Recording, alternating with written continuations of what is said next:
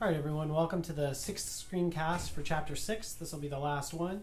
In this screencast, we're going to take a lot of the stuff we've learned about how taxes cause deadweight losses, how those deadweight losses come from producer surplus sometimes, consumer surplus sometimes, depending on who's the more inelastic side of the market. And we're going to look at how all of those things relate with the government revenue, right? Government often taxes to try to get a change in behavior. We talked about that. So what they hope to do is find something that's elastic, that's causing bad externalities like pollution or using plastic bags, put a tax on it. They don't get a whole lot of revenue from it because people radically change their behavior. So we're going to talk about, well, what if your goal is to raise revenue, all right? And what if people changing their behavior is not a good thing, but it's a bad thing? So let's look at a no tax case. So again, we have equilibrium price, equilibrium quantity. There's a supply curve, demand curve. The consumer surplus is the area above the price, below the demand curve. Remember, the demand curve is the same thing as the willingness to pay curve.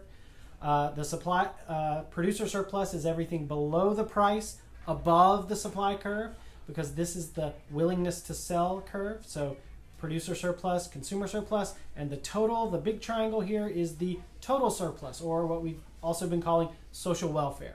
All right. So now let's bring in a small tax. So we have the equilibrium prices here. I have not drawn it. Put a small tax on the supply side. The supply curve shifts up by the amount of the tax. All right. We get a new equilibrium quantity and a new price. Whose price? This is the price the buyers are paying. All right. And so this amount, and so the amount of the tax is here. This amount is the tax revenue. All right. And this is the price that the sellers receive. This is the deadweight loss of the tax. All right. So what we're going to do is we're going to look at how this deadweight loss changes as the size of the tax changes. With no tax, there was no deadweight loss. All right. So now let's make a little bit bigger tax. All right. So this is a moderate size tax. Supply curve shifts out a whole lot more. All right. This gives us a new equilibrium price that buyers pay, a new price that sellers receive. The difference between the two is the amount of the tax, and this is the tax revenue that the government gets. Notice how big the deadweight loss is. All right. So when the government raised the tax here, revenue went up, but so did the deadweight loss. All right. Now let's have a large tax. All right, a big tax. So there's the equilibrium quantity. The supply curve is all the way up there. All right, so we get a new equilibrium price that buyers pay is here. We get a new price that sellers receive way down here.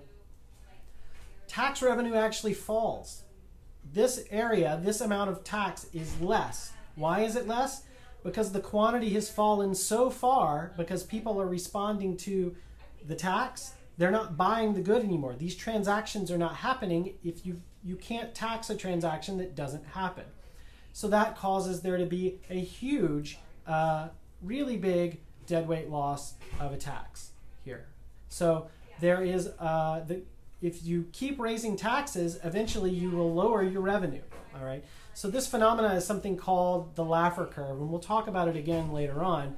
But it happens with all sorts of goods, all right? If tax rates are too low or too high, revenue for the government is going to be low. So there is a theoretical optimal tax rate out there to be found, all right? And it depends upon the elasticity of supply and demand for that particular good. So you could think about having taxes here on revenue on the y-axis and taxes here on the x-axis. And if we have low taxes, we have low revenue.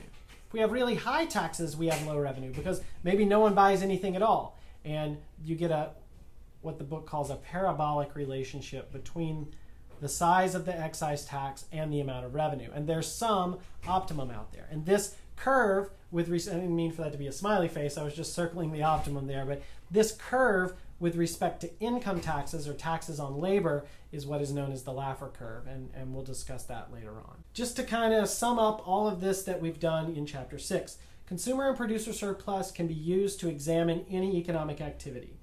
Unregulated markets that aren't taxed without any price controls create the largest possible total surplus. Taxation is not a costless endeavor. It not only increases the price buyers pay, decreases the price sellers receive most of the time. The government gets that revenue though, but there is this loss to society, this surplus that just kind of evaporates. All right.